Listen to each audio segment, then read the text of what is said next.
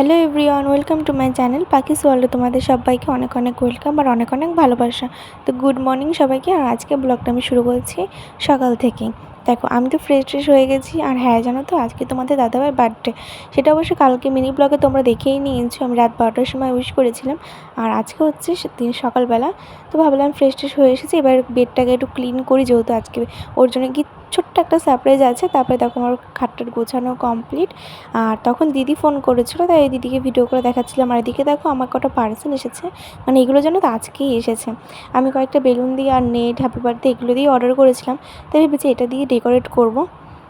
তো তোমরা চাইলেও এরকম করতে পারো। আর হ্যাঁ, একটা টুনি লাইটও এসেছিলো। আর এইটা না কী এসেছে সেটা আমি বুঝতে পারছি না। এটা আমি কী কাজে লাগাবো সেটাও আমি জানি না। যাই হোক, তারপরে দেখো এবার নিজে একটু ফ্রেশ হব। তারপর দেখাই যে এই জামাটা আমারও আজকে এসেছে, মানে এখনই ভাবলাম তোমাদেরকে দেখিয়ে দিই।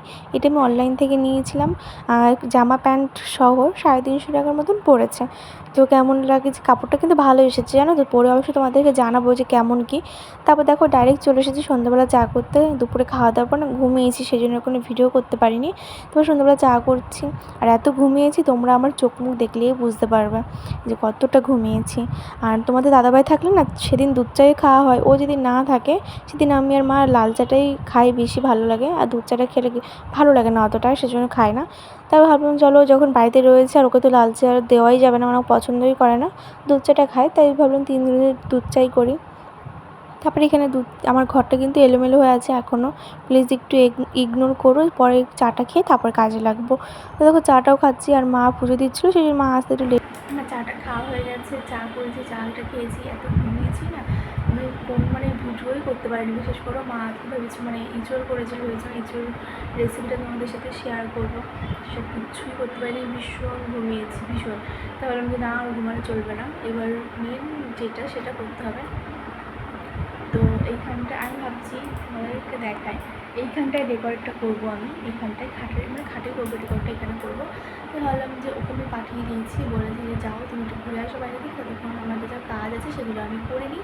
আর আমি নিজেও রেডি হবো হালকা করে একটু, মানে আমি এখন নিজে রেডি হইনি, পাগলের মতনই রয়েছি। তাহলে আমি নিজেও একটু রেডি হই। তো চলো দেখতে থাকো ব্লগটা, কী করছি না বলি সকলের সাথে শেয়ার করবো, দেখতে থাকো। তারপর দেখো লেগে পড়েছি গোছানোর, মানে রেডি করার জন্য। আর এখানে আমি নেটটা না একটু ছোটো না, বাট মানে আমার ওপরটা জায়গা ছিল না, সেই জন্য ভাবলাম আমি এই খাটের সাথে লাগিয়েই করি। আমার ইচ্ছে ছিল একটু মাঝখানের দিকটাই করা, তাই আমাদের উপরে কিছু লাগানো সেরকম কিছু নেই, সেই জন্য ওইখানেই আমার বাধ্য হয়ে এটা করতে হয়েছে। তো ঠিক আছে, ঠিকঠাক এসেছে। এটার দাম জানো তো আমার কত নিয়েছে, 110-20 টাকার মধ্যেই পেয়ে গেছিলাম সব সেট, সেই জন্য আমি এটা অর্ডার করে নিয়েছিলাম। ভালোই এসেছে, 30 পিস বেলুন এসেছে। আমি তো শেষে মানে বেলুন কোথায় লাগাবো জায়গায় খুঁজে পাচ্ছিলাম না। তারপর দেখো এখানে আমি হ্যাপি বার্থডে এগুলো মানে দড়িতে টানাচ্ছিলাম, আমাদের ঘর টানানো হয়ে গেছে। আর এদিকে বেলুনগুলো ফোলাচ্ছিলাম, মাও আমাকে হেল্প করেছে বেলুনগুলো ফোলাতে। আর বেলুনগুলো না খুব ভালো এসেছে জানো তো। আমি বেশি একটা বড় ফোলাইনি, মিডিয়াম সাইজে রেখেছি। তারপর দেখো মাকে একটু দেখিয়ে দিই, মাও এখানে বসে বেলুন ফোলাচ্ছে। তারপর দেখো কমপ্লিটও হয়ে গেছে গোছানো, এবার শুধু ও আসার অপেক্ষা। আর আমিও নিজে একটু রেডি হবো হালকা করে, যেহেতু বাড়িতেই করছি, কোথাও যাইনি। আর সেই জন্য হলো একটু নিজে রেডি হই একটু ফটো তোলার জন্য।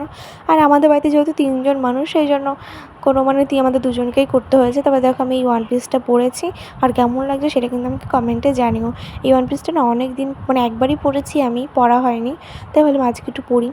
তারপর এখন চলো ভিডিওটা দেখতে থাকো, আর কেমন লাগছে সেটা জানিও। দেখো তোমার দাদাভাই রেডি চলে এসেছে কেক কাটতে।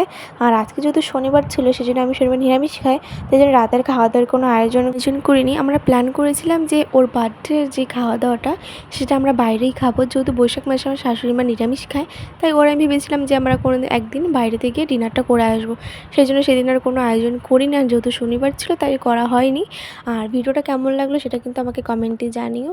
আর প্লিজ আমার চ্যানেলটা সাবস্ক্রাইব করে দিও। দেখা হচ্ছে অন্য কোনো ভিডিওতে। টাটা।